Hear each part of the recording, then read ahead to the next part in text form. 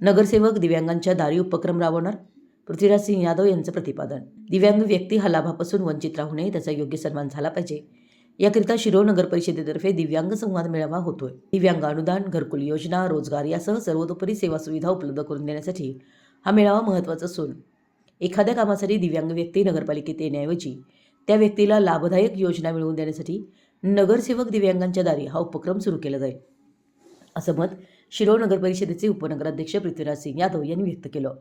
शिरोळ नगर परिषदेच्या वतीनं दिव्यांग संवाद मेळावा व दिव्यांगांना 5% अनुदान ऑनलाईन वाटप असा कार्यक्रम झाला। यावेळी उपनगराध्यक्ष यादव बोलत होते। नगराध्यक्षा योगिता कांबळे अध्यक्षस्थानी होत्या। यावेळी संवाद सत्रात दिव्यांग व्यक्तींनी विविध समस्या मांडल्या। दिव्यांगांना सुलभ सेवा देण्यासाठी UDID कार्डसाठी नगर परिषदेत ऑनलाईन कक्ष सुरू करण्यावर चर्चा झाली। नगराध्यक्ष कांबळे यांच्या हस्ते सुमारे 200 दिव्यांग लाभार्थ्यांना 7,76,533 इतकी रक्कम त्यांच्या खात्यावर बँक खात्यावर ऑनलाईन वर्ग करण्यात आली।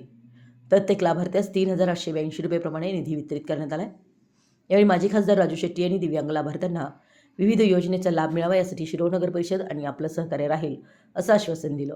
उद्योजक किरण कोळी यांनी दिव्यांग व्यक्तींना रोजगाराची संधी उपलब्ध करून देण्याचा मानस व्यक्त केला। अध्यक्षीय भाषणात नगराध्यक्षा योगिता कांबळे यांनी आभार मानून दिव्यांग बांधवांच्या कल्याणासाठी नगरपालिका प्रशासन कटिबद्ध असल्याचं सांगितलं।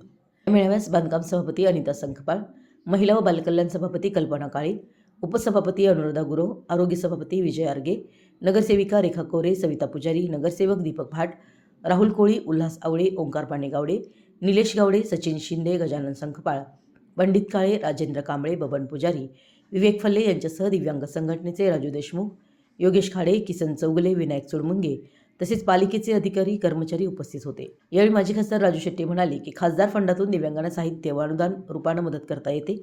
दिव्यांगांच्या अडचणी व गरजा लक्षात घेऊन शेकडो दिव्यांगांना आपण मदत केली आहे। शिरोळ नगर परिषदेच्या माध्यमातून संवाद मेळाव्यातून दिव्यांगांना आधार देण्यात येत आहे। यापुढे दिव्यांग व्यक्तींना सर्वतोपरी सहकार्य राहील असं सांगितलं। मराठी एस न्यूजसाठी शिरोळहून दिलीप कोळी।